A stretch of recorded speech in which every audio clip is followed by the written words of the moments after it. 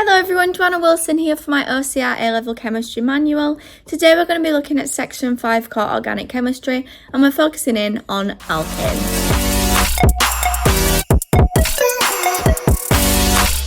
Just what you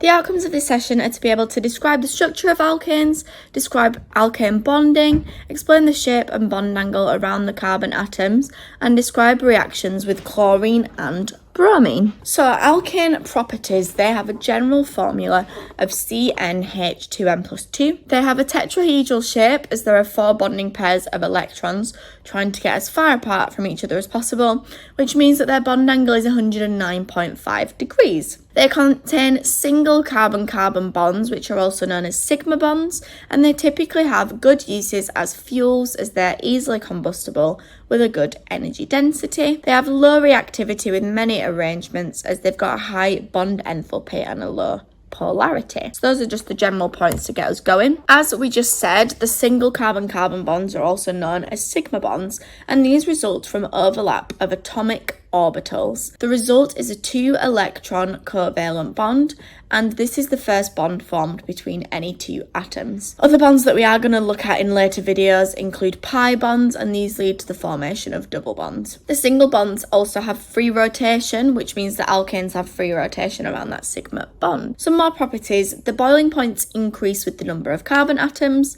The first 4 alkanes are gases at room temperature, and then we turn into liquids, and then sometimes we get solids for really big hydrocarbons. Their branched isomers tend to have lower boiling points because they have van der Waals forces that are smaller for shorter molecules. Alkanes are virtually insoluble in water, and they have fairly restrictive set of reactions, mostly involving burning to release energy, and they are not very polar, which limits reactions that they can take part in. So we need to have a look at a couple of these reactions for alkanes. So they can be really easily burnt, and complete combustion involves the release of CO2 and water, whereas a product of incomplete combustion can be carbon monoxide or just carbon on its own. So as you can see, we've got an example of complete combustion of methane and incomplete combustion of methane. Now, carbon monoxide is very dangerous, so it's really important that we see all combustion through to completion, and it could be very common that you are asked